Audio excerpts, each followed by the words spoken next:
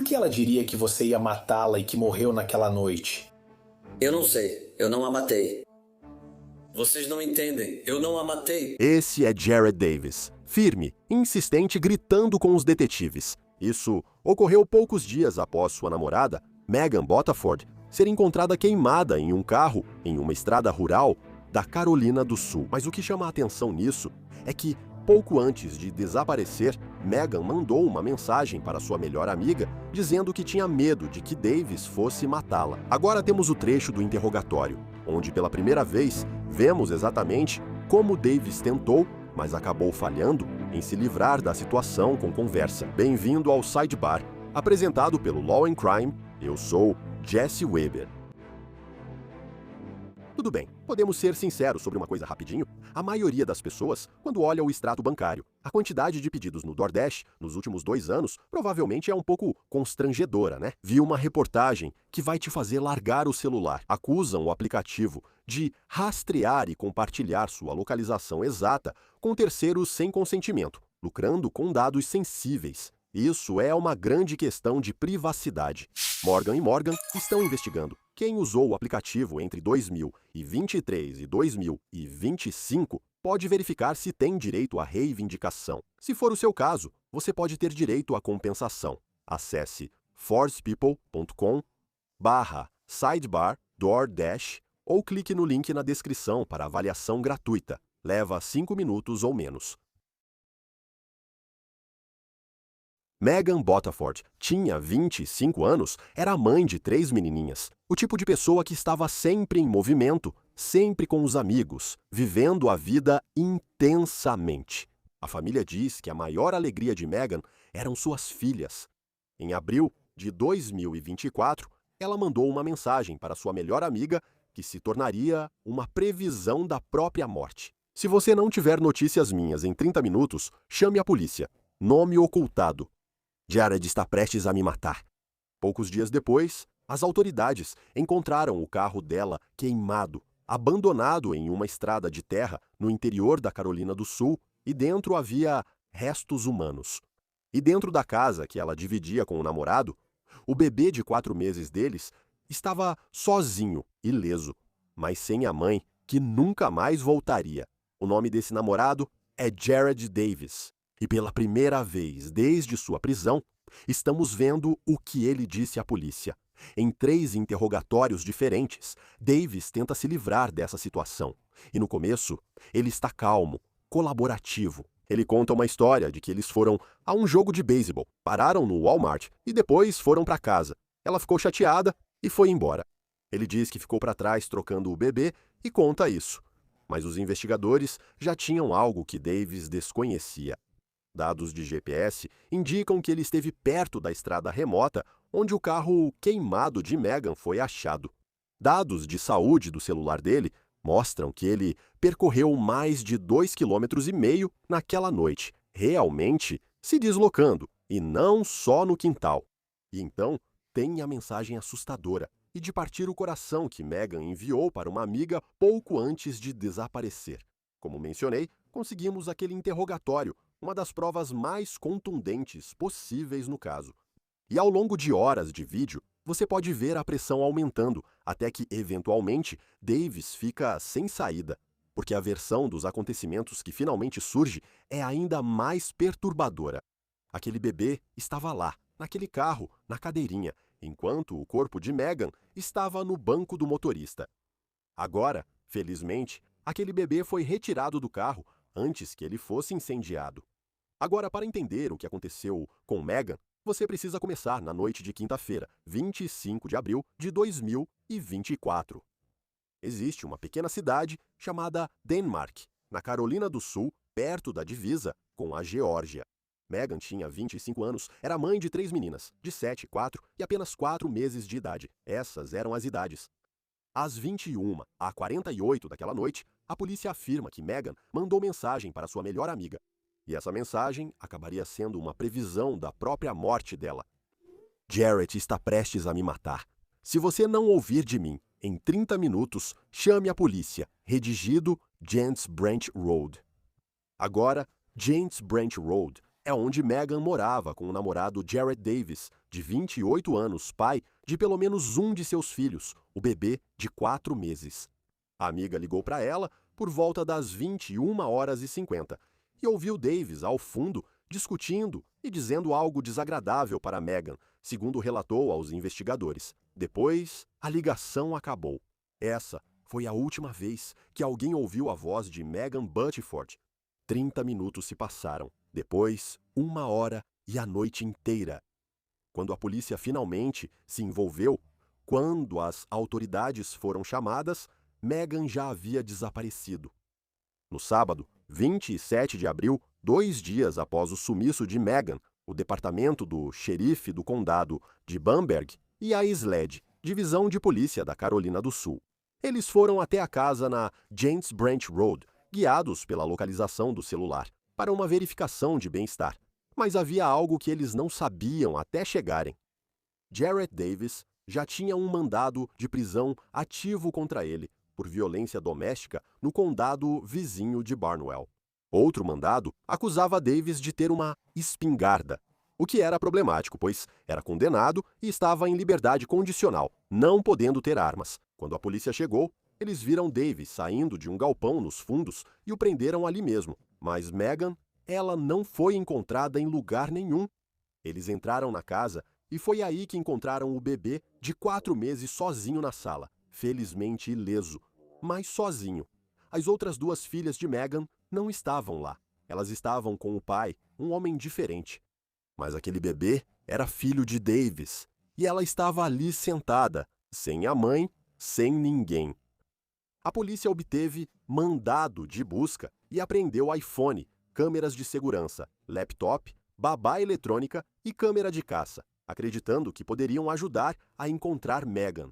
Porém, dias se passaram sem respostas ou sinal de Megan, até 30 de abril. Isso foi 5 dias após o desaparecimento dela. O departamento do xerife do condado de Bamberg avisou a SLED sobre um carro queimado achado fora da cidade de Denmark. Você tem o mesmo Ford Explorer cinza escuro que, segundo relatos, Megan dirigia. Ele estava numa estrada de terra próxima a postes de energia, a cerca de 3 quilômetros do local onde ela foi vista pela última vez. Os policiais disseram que pareciam restos humanos dentro. Levaria dias para confirmar que era Megan pelo DNA e registros dentários, mas estava claro que ela se foi. E a forma como ela foi encontrada dentro do próprio carro, tão queimada que estava irreconhecível, isso não foi um acidente. E para tornar isso ainda mais horrível, em determinado momento, um perito em incêndios examinou o corpo dela e revelou que esse foi o corpo mais queimado que ele tinha visto em quase 2 décadas.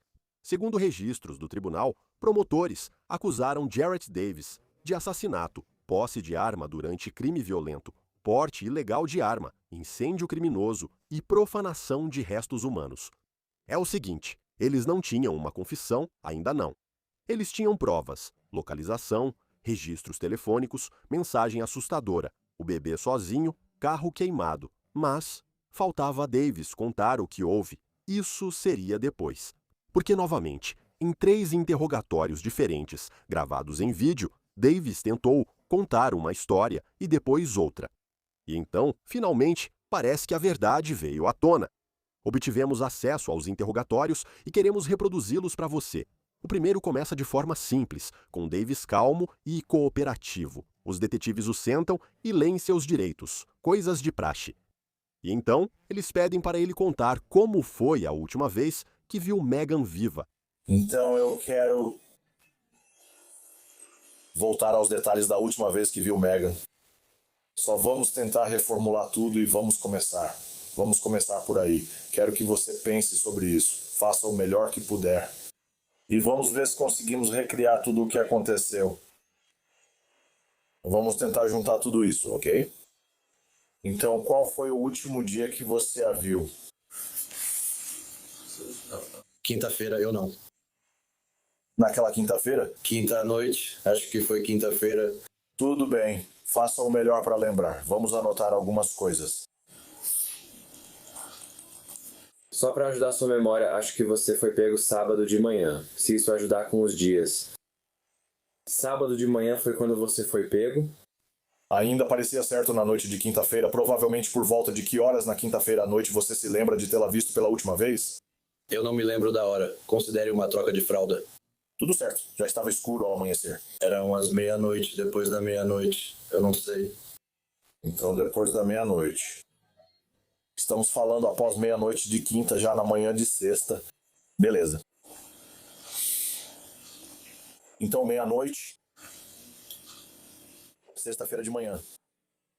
Você acha que foi depois da meia-noite, então já era tarde. Fale sobre a conversa e o que ocorreu entre vocês naquele dia. Quinta-feira. Mas você, Megan e seu bebê foram assistir a eles. Tudo certo. Vocês viram o vencedor perder. Ele perdeu o mundo. Tudo bem. Tudo certo. Depois do jogo de beisebol, o que vocês fizeram então? Fomos ao Walmart e depois do transplante. Tudo bem. Meus amigos vieram aqui mais tarde esta noite. Então, de que horas estamos falando? 9. Estamos entre 9 e 10. 9h10. Quem veio aqui? Bubba Bryant. Bubba. Sim, Will Brad. Bubba Bryant. Veio aqui. Quanto tempo ele ficou lá? 10, 15 minutos. Um quarto de hora. Algum motivo em especial? Veio pegar um catalisador comigo. O que mais ele fez? Pegou um catalisador comigo. Ah, entendi. Tipo um conversor de energia? Não, tipo catalisador. Ah, catalisador. Ser honesto e contar tudo. Segundo Davis, a quinta-feira foi só uma noite comum. Beisebol, Walmart e amigos. Ele cita Bubba, que passou para pegar um catalisador roubado de Cadillac.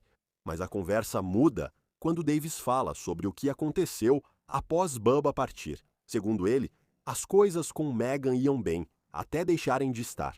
Ouça como ele conta. Certo, então Bubba aparece, pega um catalisador com você e vai embora. Isso, uns 10, 15 minutos. Quando estamos entre 9 e 10 da noite, Megan ainda está na casa.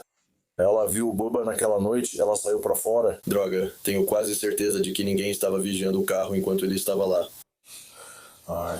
Catalisador, ele estava de volta na sua oficina ou não estava? Então você e o Bo entraram lá. Tudo bem, vocês saem, ele sai. Sim, O que mais fizemos naquela noite? no palco dela mais tarde hoje à noite. Então vocês dois transaram, tudo bem. Então as coisas estavam bem até esse ponto. Como te disse antes, ela me conquistou. Eu não consegui. E você conseguiu? Foi aí que ela começou a ficar chateada. Tudo bem. Dizendo que, a mãe do meu primeiro filho era boa o suficiente, que ela não era toda, tá bom. Tudo bem. Então que horas você acha que isso foi? Eu sei que é difícil falar, só... Mais ou menos, eu realmente não sei. Então em algum lugar, então eu não estava totalmente, não estava realmente, eu não sei. Certo, então vocês fizeram sexo. E aí você tirou? Sim, Ela ficou brava. sim. Como foi a discussão? O que estava acontecendo então? Assim como eu disse, ela estava dizendo não, a mãe do meu primeiro filho era boa o suficiente, ela não era boa o suficiente. Essa é a história dele. Ela ficou chateada, saiu e, segundo Davis, ele achou que ela só estava esfriando a cabeça na casa de uma amiga e que voltaria. Quando amanheceu e ela não ligou sobre o bebê, ele começou a se preocupar. Então não houve nada físico na quinta-feira. Cara, Foi só de um lado da discussão, na verdade. Ela só estava realmente chateada naquele momento. certo. Quanto tempo depois disso você acha que ela foi embora? Quanto tempo você acha que ela ficou na casa? Não demorou muito. Porque como ela era maior e ficava indo e voltando, foi assim quando ela foi embora. Ok, ela chegou a arrumar alguma coisa ou... O carro dela já estava lotado? Sério? Sim, o carro dela sempre ficava cheio de coisas. Então ela tinha roupas e todas essas coisas? Sim. Ela sempre deixava tudo no carro. Então ela podia sair de carro quando quisesse? Sim. Ela tinha que manter o carro cheio das roupas dela. Ela estava pronta para ir. Amava seu carro e nem fez as malas. E o que ela te disse quando estava indo embora? Ela disse que deixaria o bebê comigo, pois sempre fica com um. Aham. Eu estava ficando com a bebê para ela ir ao PTI, que tinha consulta lá. Ela disse: não me importo de voltar aqui com o PTI. Ela esperou antes de sair. Acho que já contei isso para outros. Achei que ela voltaria logo. Se ela estivesse saindo, para onde você achava que ela iria? Achei que ela fosse para a casa de alguma amiga. Pensei que ela só tinha saído um pouco e voltaria. Ou que simplesmente saiu e voltaria depois. Entendi, mas ela não voltou naquela noite. Na manhã seguinte, por volta das 9 horas, ela ligou para saber do bebê. Então, entrei em contato com a mãe dela e perguntei se tinham conversado. Por volta das 9 da manhã? Sim. Você ligou para a mãe dela? Mandei mensagem para a mãe e a mãe dela me ligou. Foi aí que começou a ficar estranho para mim. Eu procurei todo mundo. Comecei a procurar. Ok. Até agora, Davis se faz de um namorado preocupado. Mas então, os detetives mudam de direção porque eles têm algo que Davis não sabia quando sentou naquela sala. E essa é a mensagem de texto horrível sobre a qual estamos falando. Então eles querem saber o que ele pensa sobre isso. Em que momento o departamento do xerife, ou seja lá quem for, voltou e te buscou naquele sábado? Eu não sei que horas eles chegaram lá. Não sei. Foi na manhã seguinte? Foi cedo ou nada fora do normal? Você já estava acordado? Sim, eu e o Baby já estávamos acordados. Onde você estava quando eles chegaram lá? Eu estava na minha... Você tem um smartwatch, algo como um Apple Watch? Megan tinha. Sim. Apple Watch ou Apple Watch? Ok. Você não tinha um... Não.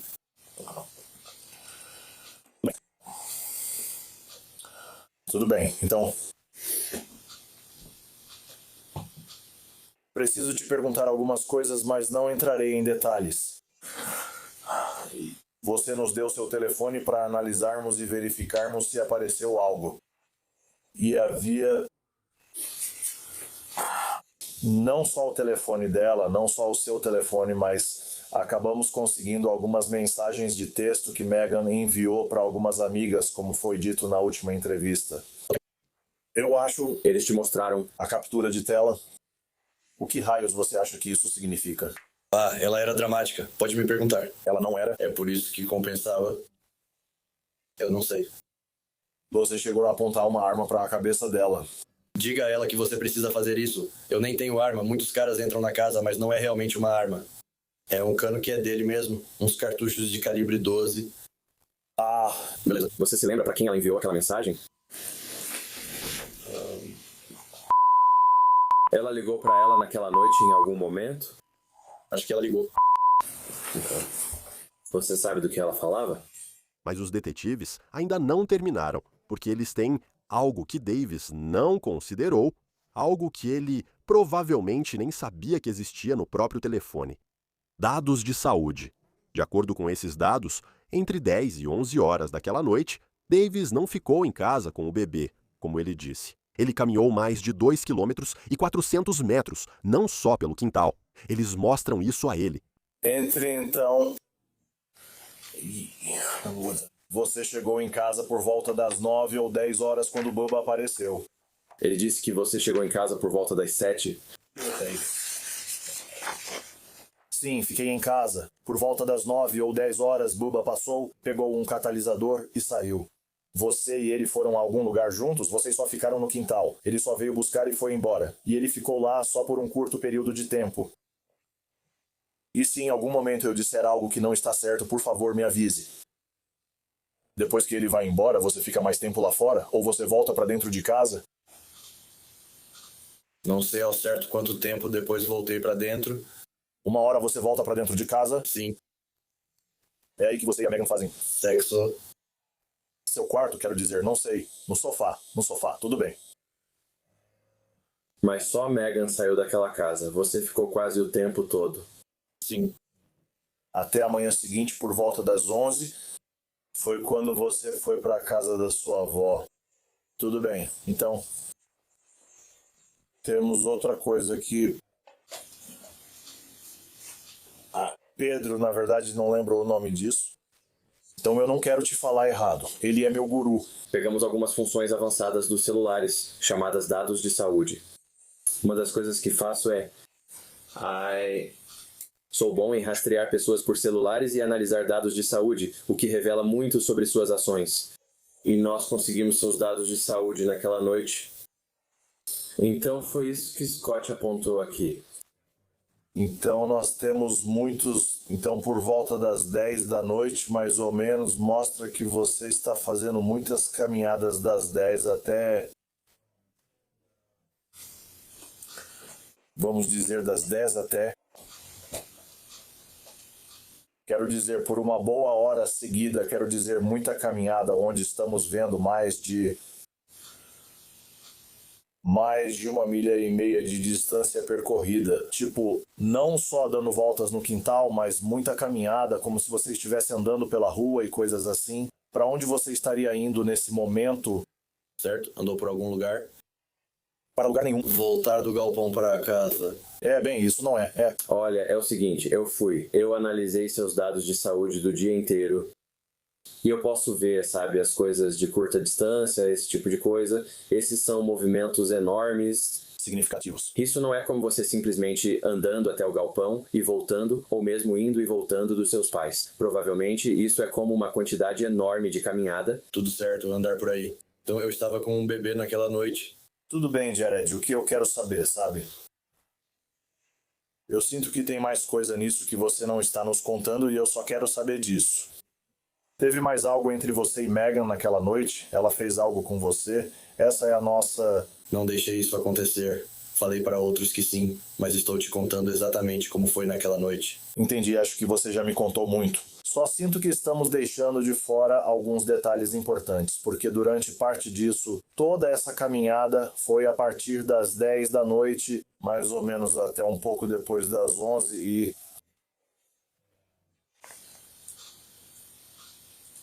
Eu não acho que a Megan esteja na casa nesse horário, eu acho que a Megan já foi embora. Entre 10 da noite e 11h30, mais ou menos, você estava andando bastante e eu não acho que a Megan estava lá mais, acho que a Megan já tinha ido embora. 11h30 e 12 foi quando ela saiu. Bom, não, acho que ela saiu antes das 10. Não, o Bubba estava lá nessa hora. Certo, e o Bubba viu e falou com a Megan. Acho que ela saiu para atender outra ligação e ele estava lá. Mas ele ficou lá só por um tempinho, e então talvez ela tenha saído logo depois que ele saiu, mas eu não sei. Acho que à meia-noite, nesse ponto, acho que ela já tinha ido embora.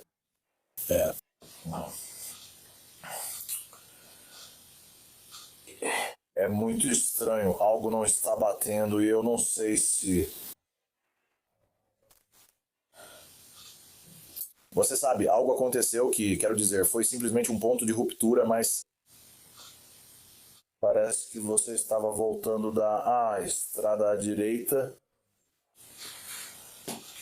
e voltando para a sua casa, e então acho que talvez passando pela floresta ou algo assim. Tem tipo um lago em algum lugar atrás ou algum tipo de corpo d'água atrás. Onde seus avós ou pais moram, em algum lugar entre eles e o hospital? Não, tem uma Horseville. Mas não um lago, nenhum corpo d'água.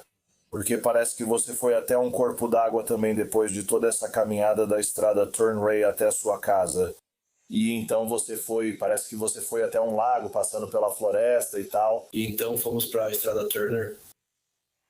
Você sabe onde fica a estrada Turnray? Sim, foi lá que encontraram. Ah, sim. Vocês estão tentando dizer que eu fui, que coloquei a Megan lá, mas não fui eu. Estou te colocando lá porque acredito que temos algumas coordenadas que te colocam na estrada Turnray a pé. Então... Quero dizer, nós não somos idiotas. Nós sabemos o que aconteceu. Mas agora é a sua hora de apenas nos contar o que ocorreu. Explique por quê. O que aconteceu para que isso acontecesse? Não. Mas apenas me escuta. Algo aconteceu naquela noite. Ela pode só ter te tirado do sério ou deixado maluco. Nada disso, não fiz nada com ela. É o seguinte, nós sabemos o que aconteceu. Nós sabemos o que aconteceu. Eu não fiz nada com ela. E os detetives revelam que também têm registros telefônicos. E eles contradizem diretamente tudo o que Davis acabou de dizer. Mensagens, ligações e celulares se movendo juntos perto do local onde encontraram o corpo dela. No meio disso, havia uma caminhada de 2,5 km em linha reta do local onde acharam o corpo até a casa dele. Pediram para ele explicar. E pela primeira vez, você percebe algo meio diferente na voz dele. Jared, falamos com todos. Sua versão não coincide com a dos outros presentes naquele dia. Então, está na hora de... Como que ela não bate? Seus horários e tudo mais não batem com os de mais ninguém com quem conversamos. Eu falei com provavelmente 15, 20 pessoas por aí e tudo mais. E eu já conversei com todas as pessoas que você mencionou hoje. E nada do que você está dizendo. Sabe, nós fomos ao Walmart, fizemos tudo isso e tal, mas seus horários depois disso não batem. Você está deixando de lado pontos importantes. O que eu estou excluindo? Praticamente o momento em que Megan foi morta. Você está deixando essa parte de fora. Eu não a matei. É isso que vocês não entendem. Eu não a matei. O que houve? Como ela morreu? Eu não sei. Porque ela diria que você ia matá-la. E então morreu naquela noite. Eu não sei. Quer dizer, isso é. Isso é conveniente pra caramba. Isso é. Quer dizer, Estamos falando de menos de 1 hora, muito menos. quer dizer, eu não, estou te dizendo, eu não matei ela. Se minha esposa mandasse uma mensagem assim pra alguém e ela fosse dada como desaparecida, poxa, Entendo esse ponto de vista. O que você acha? Quando ela saiu à noite, eu estava com meu filho. Então, obviamente, temos esse texto que é completamente estranho. Vamos apenas dizer que eu entendo. Tudo bem, Jared está prestes a me matar. Se eu não voltar em 30 minutos e não tiver notícias minhas, ligue para todos. O veículo dela foi encontrado? Então ficou trancado a noite toda? Não sei. Só posso perguntar para quem ela enviou a mensagem. Não sei porque não estava. O veículo foi encontrado fora da estrada. Queimado. Você estava onde o veículo foi encontrado. Nós temos você lá naquele local onde o veículo foi encontrado. Vocês não me têm naquele local. Eu nunca estive na estrada Turnbrae. Sim, senhor, nós temos. Não. Nunca estive fisicamente na estrada Turnbrae naquela noite. Quando demos a volta, o posto de gasolina não era na estrada Turnbull. Onde fica isso? Onde aquele veículo estava, nós temos você lá. Onde aquele veículo estava? De jeito nenhum. Quero dizer. É muita coisa. Não tem como, nunca estive na rua Turnbrae naquela noite. Esse é o lance. Nunca estive fisicamente na Turnbrae, só passei por lá indo para outro lugar antes de voltar. Nunca estive de fato na rua Turnbrae. então, deixa eu fazer isso. Deixa eu te contar uma coisa. Vou te ler uma pequena linha do tempo do que a gente documentou. Então, às 9h48 ela manda aquela mensagem para a amiga, certo? 9h50 ela te ouve ao telefone. Tem uma discussão e desliga, certo? Às 10h20 os celulares de vocês dois estão se movendo juntos bem ali. E então, às 10h42 você manda uma mensagem de texto. Me ligue o quanto antes, é uma emergência. Mas entre 10h e 10h42 eu tenho você andando 2,54 km, tudo bem? E sabe qual a distância do local onde o corpo dela foi encontrado até sua casa? Qual a distância? 2,9, 2,6, então bem ali. Linha reta, Linha reta. 2,6 km. E se você olhar no Google Earth, é um caminho reto para chegar até lá. Não é como se tivéssemos só uma coisa dizendo que você está lá. Quero dizer, tudo se encaixa. Mas é o seguinte, entre 9h50 e praticamente 11 horas, você está acelerando. Quero dizer, você está indo com tudo.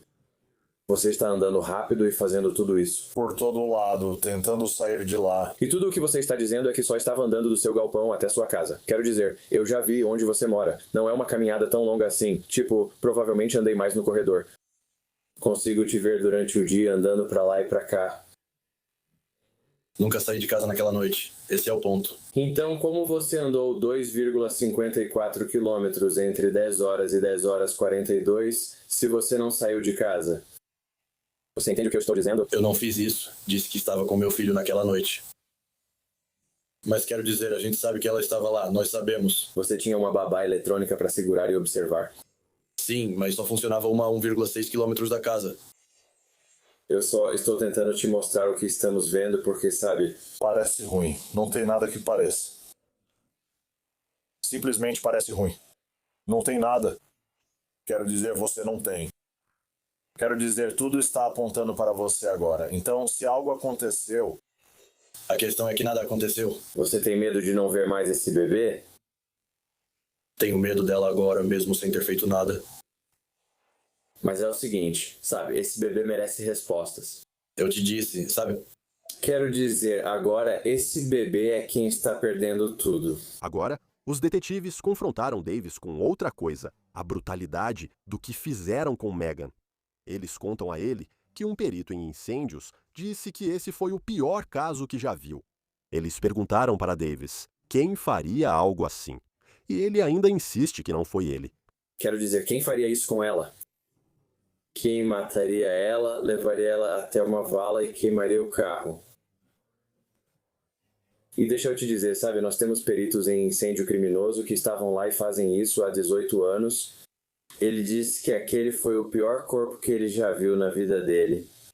Ele faz isso há 18 anos, aquele corpo estava tão queimado que em 18 anos foi o pior corpo que ele já viu. Quem faria isso com a Megan, já que você a conhece melhor do que ninguém? Quem faria isso? Foi pessoal. Quem fez isso fez por algo pessoal. Não foi algo aleatório. Foi pessoal.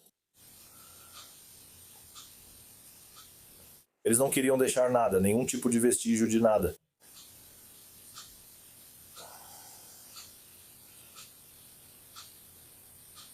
Eu não sei, eu vou contar tudo pra vocês. Isso eu garanto a vocês. Jared, você vai voltar e vai voltar para a cadeia do condado. Olá. Quero dizer.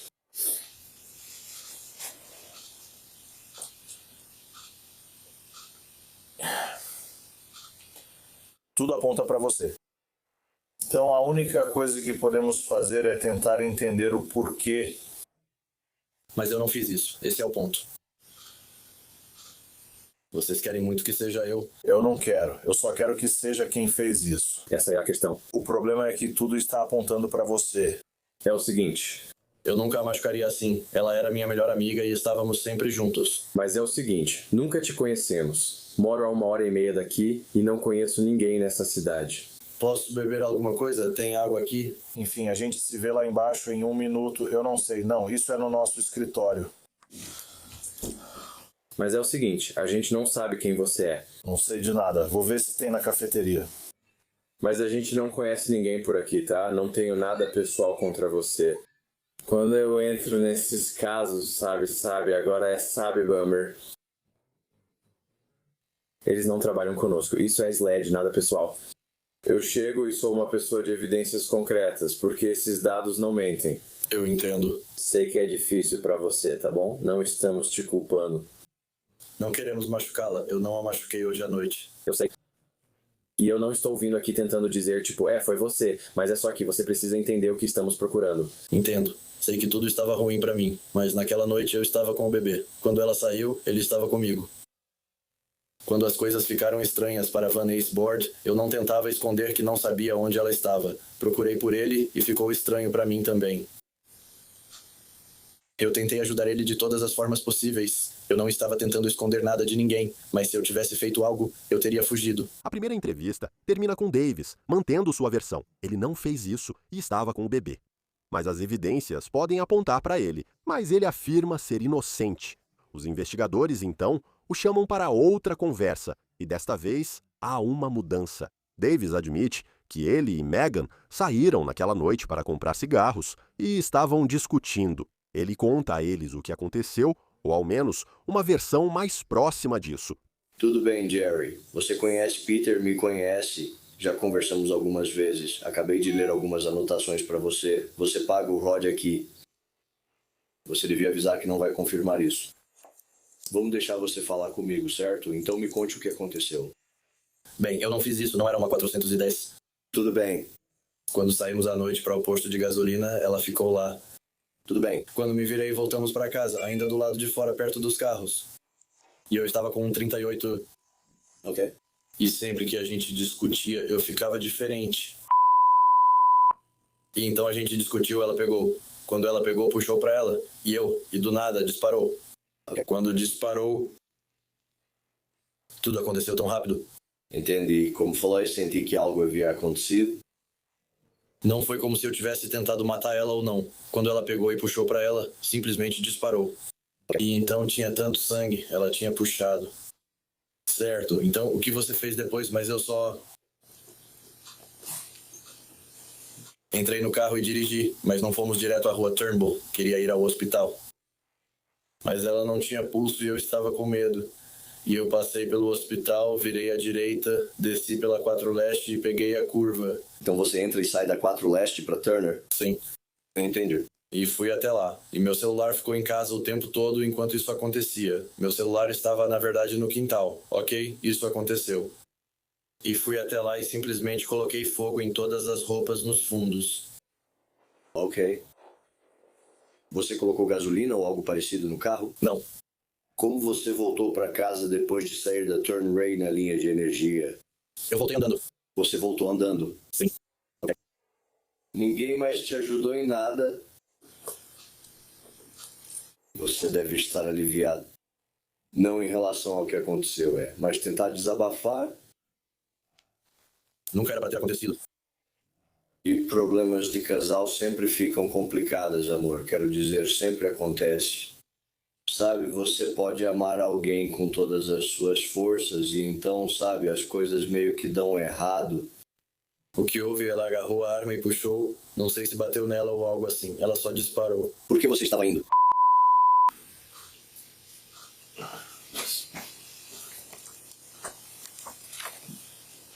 Ela não conseguia alguém melhor. Ela merecia algo melhor. Ela é melhor que você. Não diria isso. Quero dizer.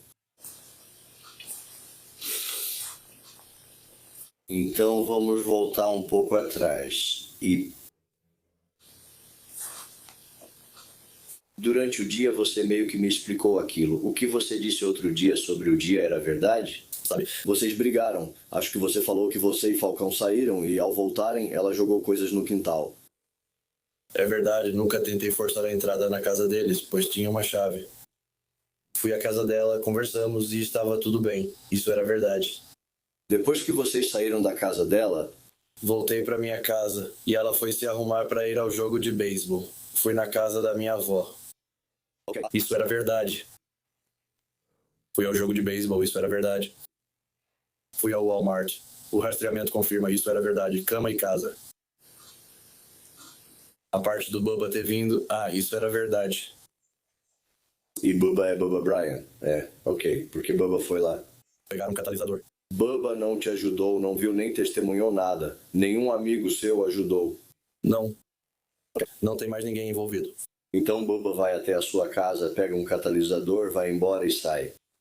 Ela ainda estava viva nesse momento. Quando começaram a discutir de novo, foi no verso 6. Então vocês transam. Essa parte é verdade? Sim, isso era verdade. Ok. O motivo da raiva dela era real. A arma disparou lá dentro. Tudo isso era verdade. Ok. Mas não era para acontecer assim. E o que você fez com ela então?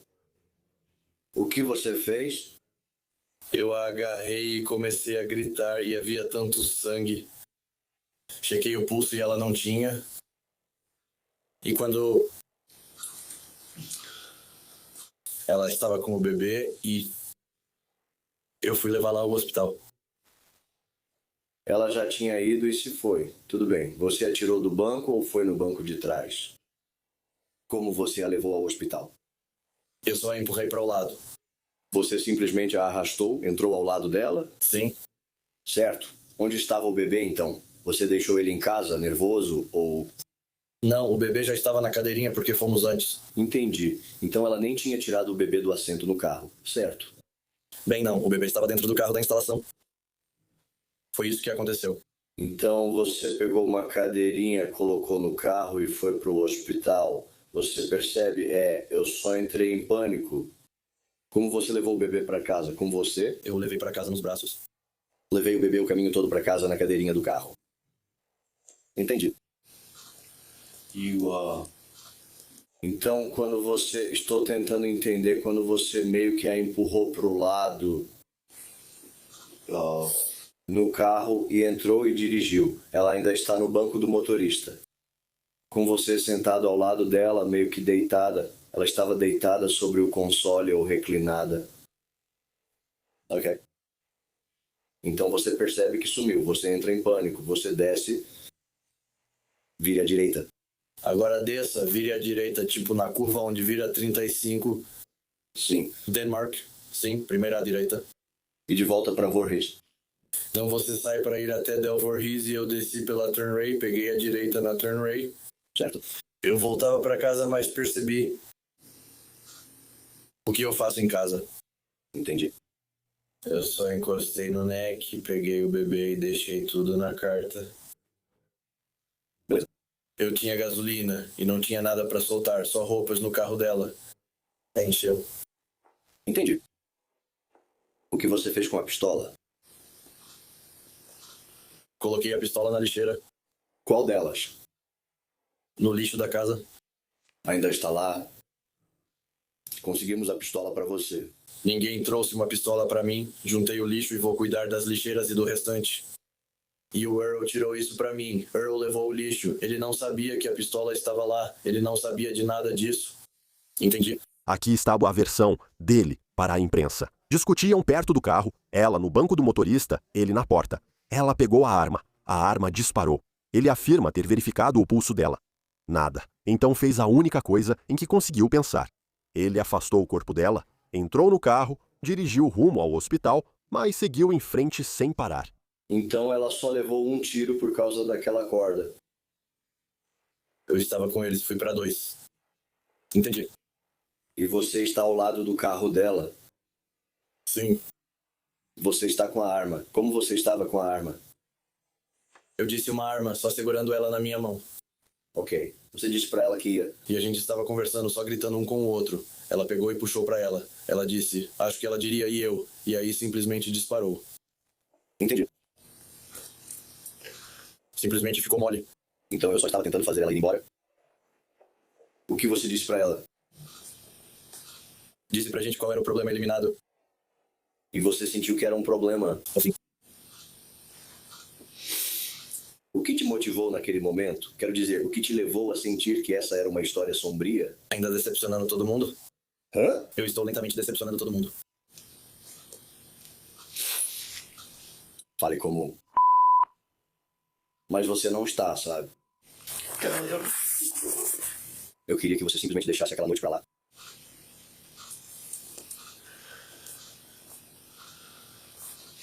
Tem muita gente que está em situações parecidas. E isso é questão doméstica, é difícil. É difícil quando você ama alguém. Você tem filhos, você ama seus filhos. Às vezes é difícil parar tempo suficiente para olhar e dizer, sabe, o melhor que a gente pode fazer é provavelmente sermos melhores um para o outro separados. E chega a um ponto em que simplesmente ferve e transborda. Bem, não, isso nunca foi intencional. Isso nunca foi intencional, não. Ela estava conversando com alguém? Ela enviou alguma coisa para alguém, alguma mensagem ou algo assim que você saiba? Ela gritou algo para alguém? Não. Então ela não estava no telefone nem nada. Entendi.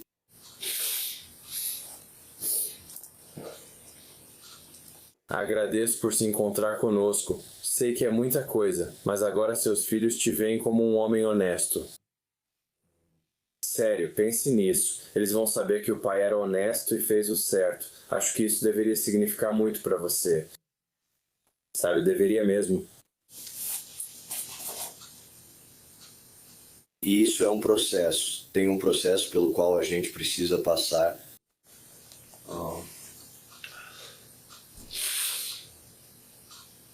Sabe, quando o promotor ou quem quer que esteja cuidando das coisas, eu e o Peter podemos sentar e dizer, olha, ele veio até aqui, contou o lado dele da história. Ele assumiu a responsabilidade. Certo? Mas existe um processo. Você tem algo que queira, qualquer coisa, cara? Eu não cheguei a perguntar, mas tudo bem, querido, tudo bem. Tudo bem? Você tem algo que queira nos perguntar?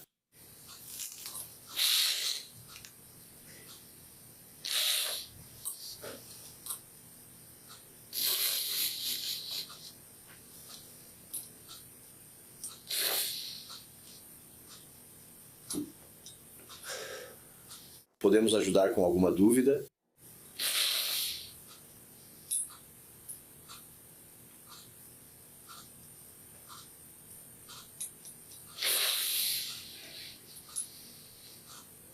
E o que você está nos dizendo agora é 100% o que aconteceu?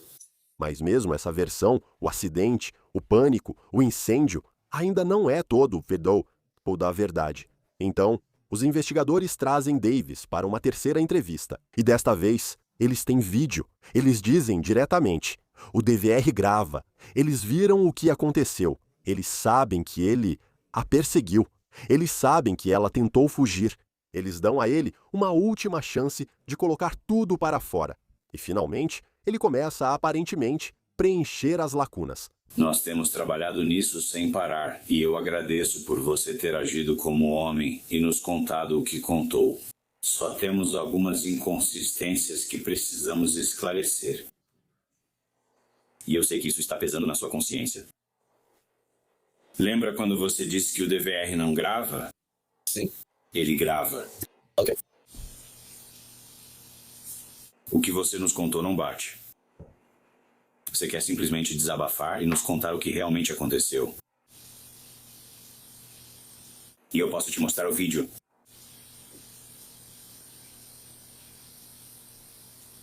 Como assim? Eu gostaria...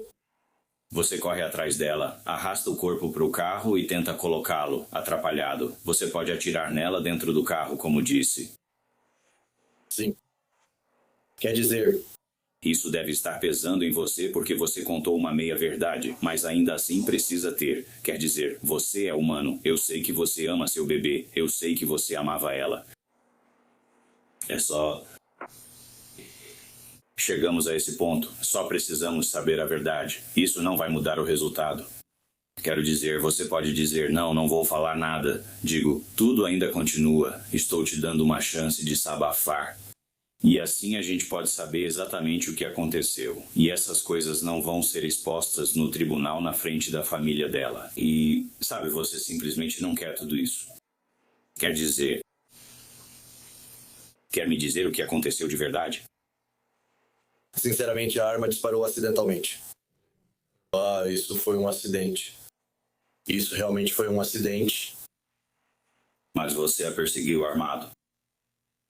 Quer dizer, ela sabia que você estava com aquela arma porque saiu por aquela porta, viu a arma e saiu correndo.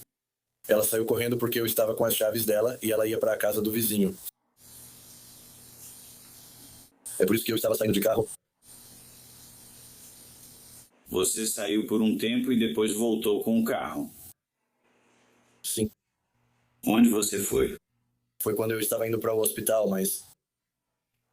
Por que não a colocou no banco do passageiro e sim no do motorista? Essa era só a porta mais próxima. Quantas vezes você atirou nela? O quê? Eu disse o que eu fui. Era uma bala de ponta oca? O que era? Apenas normal.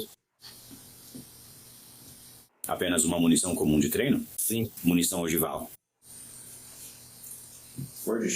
Onde acertou nela? Do lado esquerdo? Seria o lado direito dela. O lado direito. Bem ali. Os investigadores agora têm provas forenses e informam Davis que o que encontraram contradiz sua versão de disparo acidental da arma. E eles perguntam a ele sobre a 410 Serrada. Eles questionam por que ele trocou de roupa várias vezes, usou uma balaclava preta e correu entre a casa e o carro naquela noite. E eles fazem a pergunta que derruba todas as desculpas que ele deu. Onde estava o bebê durante tudo isso? E se eu dissesse que acharam projéteis de chumbinho no cérebro dela? Ou chumbo grosso? Poderia ter sido de uma 36 ou chumbinho em um 38. Vimos você largar a arma e sabíamos que era uma pistola preta. Você não se preocupou. Todos comentam sobre sua espingarda cerrada. Sua 36. Onde ela está? Porque eu sei que ela estava lá pouco antes de chegarmos. Alguém viu. Eu joguei tudo aquilo no lixo. A 36? Que número? Quando foi isso, aquela noite? A 36 e a pistola foram jogadas fora no lixo. Alguém disse que viu essa arma na sua loja antes de chegarmos. Não. Ok. Você usou a 36 naquela noite depois do ocorrido? Mais ou menos. Não, nem um pouco.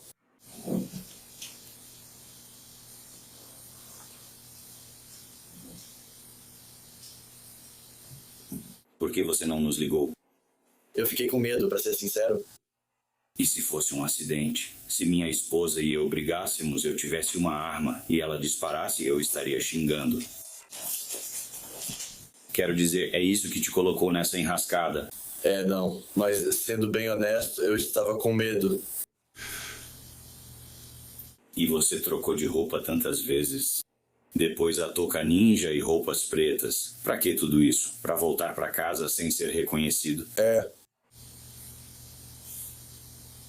Você afirma que só queimou algumas roupas sem usar acelerante? Porque, veja bem, a unidade de incêndios da SLED já concluiu o relatório sobre o veículo, o solo e todo o resto. Então, o que você usou para iniciar o fogo? Mas... Eu usei meu rolo. É isso que você está pegando na oficina? Não apareceria. Como eu disse, a câmera mostra você correndo de um lado para o outro. Não, você está dentro. Estava certo. Se você estiver olhando para a frente da oficina, um pouco à esquerda, onde está aquela churrasqueira. Entendi. Onde está o bebê nisso tudo? É isso. Ok. Onde estava o bebê quando você saiu de carro e o deixou em casa? Sim, ok. Isso é importante. Como eu disse, você é humano, não um monstro. Não vi o bebê no carro, mas não imaginava você fazendo aquilo com ele lá.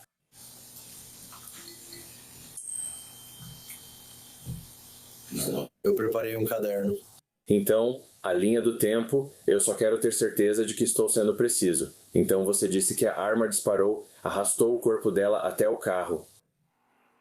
Você foi embora. Você falou que ia ao hospital. Primeiro eu ia passar nos meus avós, Ok. mas eu não fui. Eu não queria fazer aquele zoom.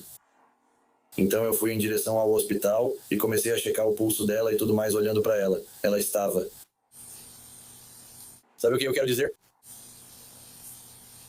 Então eu virei tipo na Bullfrog Road. Não, foi no retorno na rodovia 70.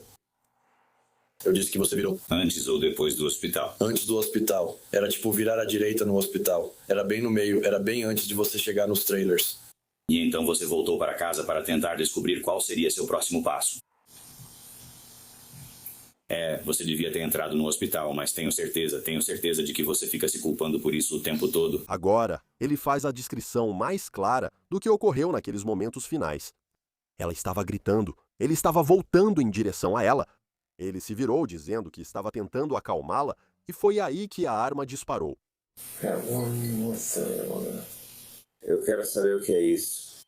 O que é isso na sua mão? Tão comprido, parece um sino. É quando você está de frente depois. Eu estava com roupas na mão, eu estava com as chaves dela, eu estava com uma camisa na mão. Então isso parece algo longo. Tipo, quando você assiste a esse vídeo, parece que é longo. Eu estava com uma camisa na mão, eu estava com as chaves dela na mão, eu estava com meu celular, minha carteira, as coisas, as chaves dela e uma camisa. Eu estava usando uma regata. Tipo, por que você fez isso? E você estava com o celular dela ou o seu celular? Eu estava com o meu celular. Ela estava com o celular dela e depois... O que tinha no bolso dela? Acho que ela estava segurando. Ela não tinha bolsos. Mas seja lá o que aconteceu, eu peguei, chamei a multidão. Colocou no carro com ela. Então, eu sei que vai ser difícil, mas eu entendo. Preciso que você tente me explicar quando você corre até ela, o que acontece. Tipo, como a arma dispara. Quero dizer, você estava perto dela? Tipo, só tentando, eu sei que vai ser difícil. Só tenta me explicar um pouco de como isso aconteceu. Voltávamos enquanto ela gritava. E eu estava voltando.